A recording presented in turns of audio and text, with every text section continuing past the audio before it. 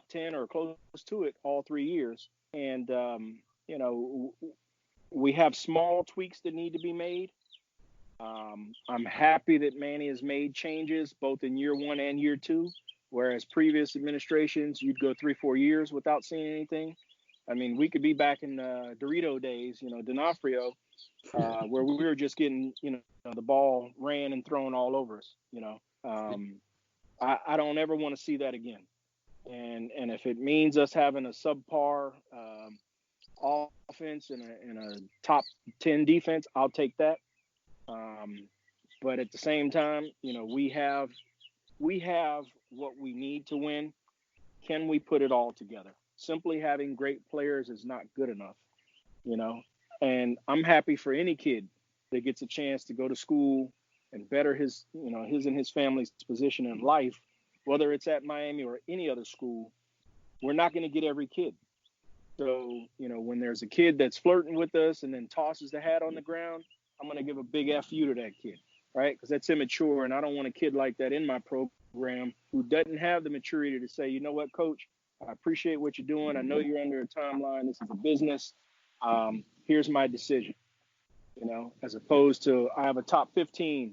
I have a top 14. I have an announcement coming. Here's my top, 13. Those kids are they're lacking in maturity. And, is that what you want to bring into your locker room? Over the years, we've had some fracturing in the locker room between offense and defense, et cetera, infighting. I'm happy to see that being rooted out, That's good. Yeah. I mean, dude, that you said it perfectly. Sorry, Jordan, I cut you off. No, you're totally fine.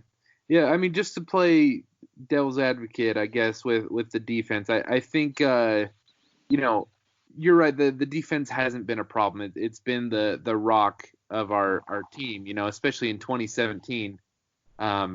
We were really held together by a very opportunistic defense that got to the quarterback. It forced turnovers. It stopped the run. It played great pass coverage. But I think, at least from my point of view, there's a sense of trending in the wrong direction, both when it comes to on-field performance and the talent that's coming in on defense. Sure. I do not view our defense right now, and granted, I can be proved wrong on this, because when you look at our depth chart right now, it does not look as deep of a team on defense as it has in the last few years. However, if Al Blades and DJ Ivy come out and play like all ACC players, then you have to give Rumpf credit, right, for coaching them up. But just on paper, I'm worried. I see a little bit of a trend in the wrong direction on defense, and I would rather make some tweaks to the coaching staff now to keep that sustained, rather than wait for the rug to be pulled out from under us and then be like, oh crap, we gotta rebuild this defensive staff now, and we're coming off a year where we were only the 48th best defense rather than the 21st. Sure. Well, I would say this. Some of that is going to be attributed to the youth on that side of the ball. We've had a tough time, for whatever reason, with keeping kids into their senior year. A lot of guys want to declare and leave early, and for some that may be a good decision. For others, maybe not so good. Yeah. But, that creates a void. And although Manny's winning the portal, that's also creating a void, because you're bringing in, stopgap players who have a year, potentially 2 years to make an impact here. And that doesn't leave much room for the guys that you're developing, that you're recruiting, to get in there and really earn their stripes, if you will. I wrote last year that our secondary was very talented, but was going to face some challenges, because you have a lot of young guys who are trying to make plays, and they're going to get beat doing that. And that's exactly what ended up happening last year. You look at the defense this year, it's going to be somewhat similar. Our defensive line, maniacs, okay? We shouldn't have any issue leading the conference and potentially the nation in tackles for loss, quarterback hurries, quarterback sacks, things of that nature with the group that we have. A lot of depth there at the tackle and at the end position. But what do you have behind that? You got one senior linebacker, and then you got a bunch of guys that have been injured, and a couple of young guys. Brooks had the opportunity to play last year, so he'll be a good returning player. Avery, this is going to be his first year playing. He's been off for a while. Had academic issues that prevented him from getting in early last year to be able to participate in spring ball and stuff. So, we're hopeful that Bradley can come back. But, you got Zach, and that's it. You got Carter back there. You got Bolden back there. You've got a lot of guys that have potential. But where is your leadership? I think we're going to lean heavily on Bubba Bolden this season for leadership in the secondary. Yeah. And hopefully he's prepared and able, to field that type of responsibility because, you got a bunch of guys back there that are trying to make plays. They love the program and they're playing hard, but because of their youth and inexperience may make some mistakes. No, and I agree with you. And I'm high on Bubba Bolden. I've been high on him since he came over from USC. I think him and also Al Blades Jr. I think they're going to be leaders of this team. And also like Zach McLeod, he just has that veteran leadership qualities that we don't really have. I mean, kind of like what we were saying, we don't have that feeling. We don't have that sense of he's the guy. And I think McLeod is going to step up and become that leader. But I also think that Bubba's going to have a really big year. And I think people are sleeping on Gervin Hall too. I know that a lot of us at State of the U are really high on Gervin Hall. And he was. People don't realize. I mean, he was thrust into a tough situation last year. I mean, taking over for a guy like Jaquan or Sheldrick. I mean, he had some lofty expectations and, he definitely struggled, but I mean, he turned out to be a solid safety for, a sophomore. And I think him and Bubba Bolden, I think their potential is sky high at the safety position as a duo. So where do you see Carter? You think he's going to move into a striker role or stay in safety or what? I think he should. I mean, when I was covering practice last year and I was at Green Tree and I saw Amari Carter, I was like, holy damn, like that, the dude, he's a tank.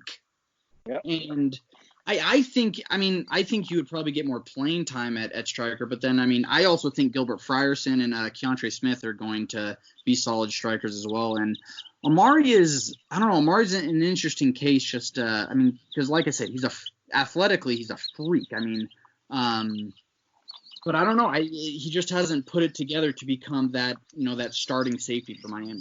Isn't there was there a rumor going around that he could fill in at linebacker if we need help?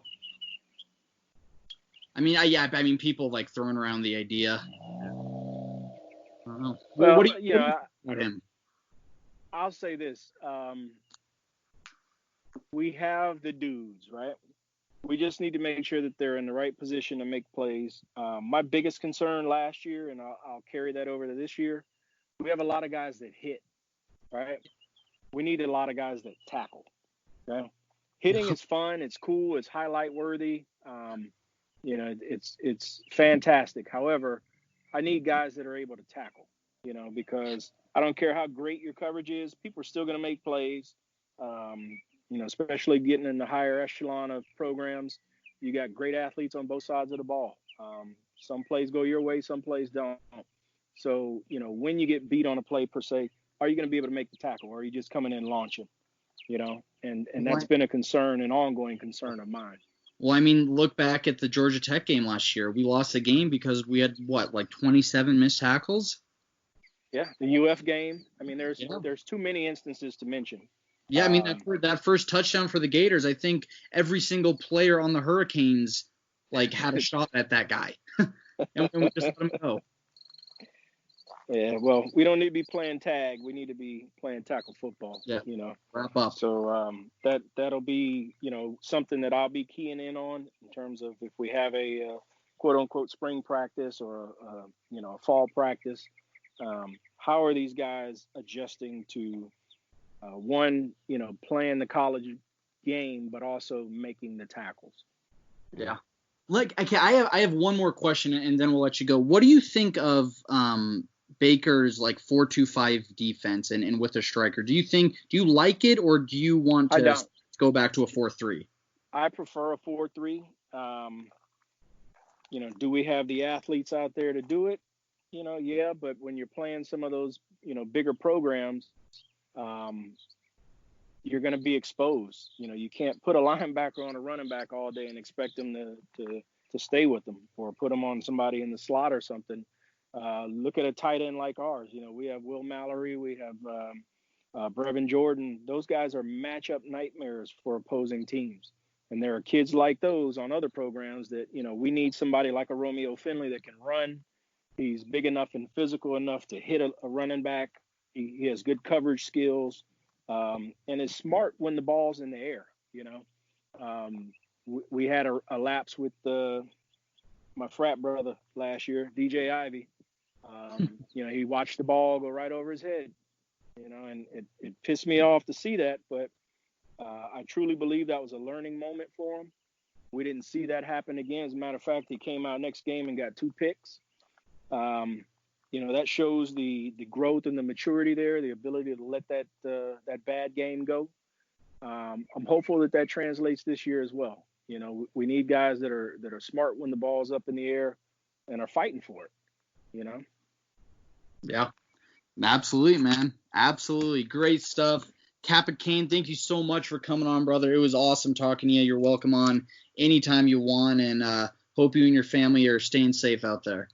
Thank you, guys. I appreciate you, man. And shout out to my tailgate brothers at Monster X on Twitter, at Sigma Kane 1914, and everybody that comes and parties with us, Mondo, Rob, Steve, Kane's thing, all you guys. Marsh, you need to come to a tailgate, bro. That's what you guys have been telling me all season, that I wouldn't survive one of your tailgates. Sure you would. Jordan, you come be his designated driver, man. That I can do. Brother, hell yeah. We'll make it happen. But yeah, stay safe out there, and thanks for coming on, man. All right, guys. Have a good one, man. I appreciate you having me. Yeah, bro.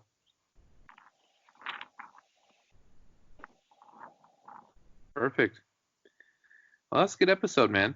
Yeah, I want to have him on again. I like talking football with him. Yeah. The geographic recruiting thing is a great point, and I actually forgot that we did that. As soon as he said it, I'm like, oh my gosh, I knew that.